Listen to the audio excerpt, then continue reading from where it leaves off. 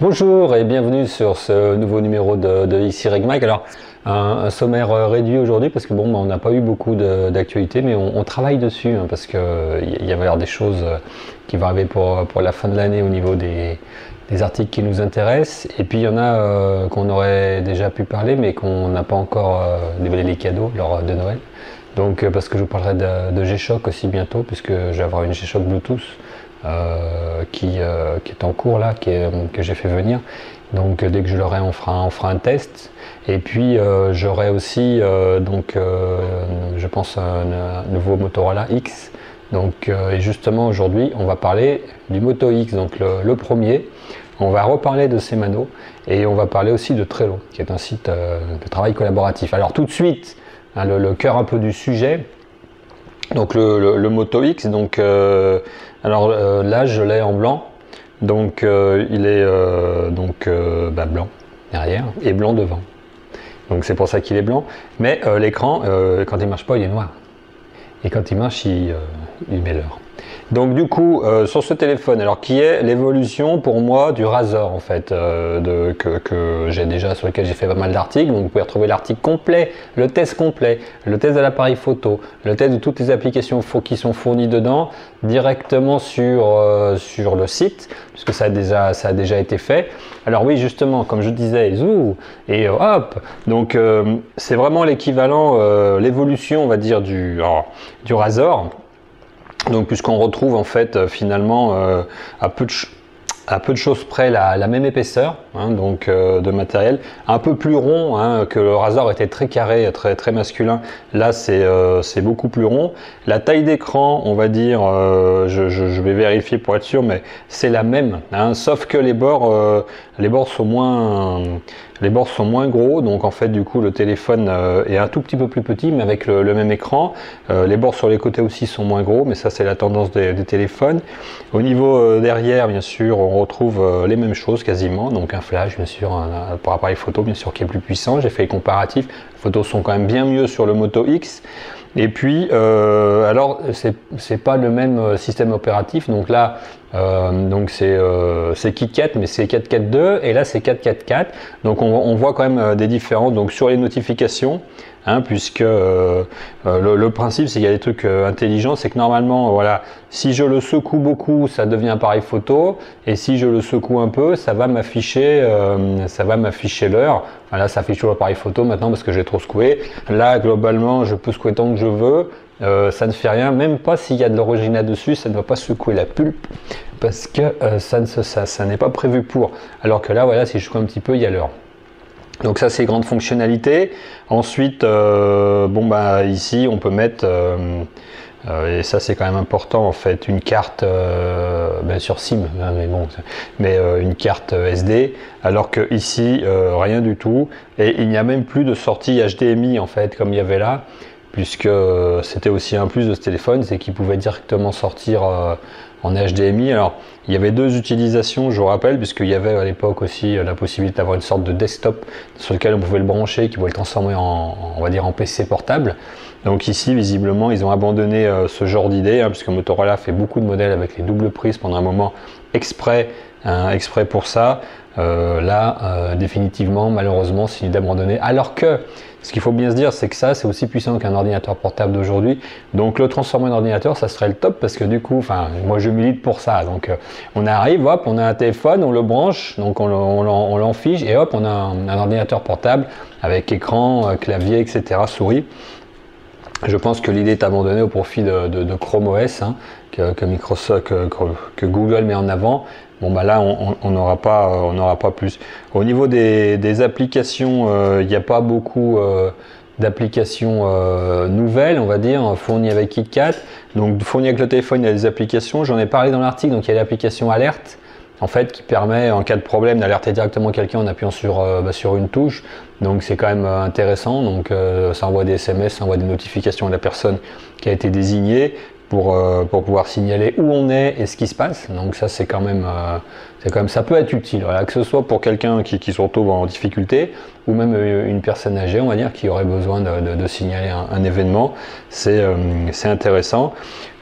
Le toucher, alors moi j'aimais bien sur le moto le Razor, le toucher derrière, donc un peu carbone, Kevlar, enfin, surtout Kevlar un peu carbone, donc qui était bien. Là vraiment c'est mieux encore, je trouve, c'est doux. Il y a un motif qui est dessiné sur le téléphone, mais en fait on le sent pas au toucher, c'est hyper lisse, hyper doux, c'est vraiment, et même l'écran en fait il est plus lisse et plus doux que celui d'avant, donc moi je trouve que des qualités. Je suis en train de regarder pour le Moto X Plus 1, donc le modèle 2014, donc il y a un écran plus grand, donc qui coûte aussi plus cher. Et pareil, on peut choisir les façades arrière comme on veut, donc cuir, bois ou plastique comme ça. Donc je vais essayer d'en avoir un en cuir si les prix deviennent raisonnables. Donc on va voir, sinon je le prendrai pareil comme ça, donc en Kevlar. Pour rester sur ces motifs là, mais je voulais un petit peu évoluer, donc c'est à voir. Voilà pour Moto X, donc vraiment une bonne évolution du Razor, un téléphone qui a une plus grande autonomie, hein, quand même aussi à signaler, vraiment énorme, et un téléphone qui a un design, un toucher qui est vraiment très agréable, beaucoup plus doux, beaucoup plus souple, beaucoup plus arrondi que le Razor qui était très carré, on va dire très industriel. Là on est plutôt vraiment dans quelque chose de plus sympathique. Voilà pour ça. Alors je voulais vous parler ensuite rapidement de Shimano. Donc commande, commande, alors ça veut dire quoi déjà Shimano? Ça veut dire commande moderne Air Naval Operation. Donc commande moderne Air Naval Operation. Donc faut suivre, hein. C'est pour ceux qui n'ont pas suivi. Vous pouvez regarder la vidéo précédente ou aller voir l'article.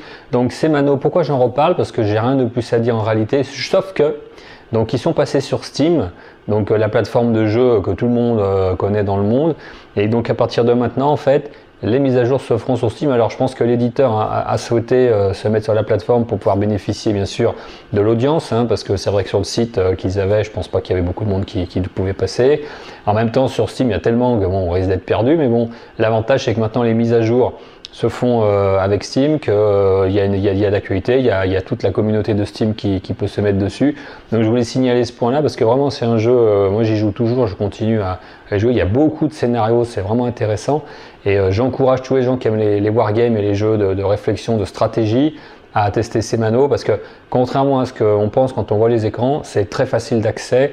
Si on suit les didacticiels en ligne, globalement en 2 heures on est opérationnel, j'ai dit l'autre fois, donc c'est vite fait. Je voulais parler aussi de Trello. Alors, c'est un sujet un petit peu rapport avec le travail, mais aussi ça peut avoir un sujet rapport aussi avec des projets de la vie quotidienne. Donc souvent, avec les outils dont on dispose, que ce soit Outlook, Notes, machin, etc., on ne peut pas tellement partager des actions et des tâches, hein, donc on est toujours obligé un peu de bidouiller.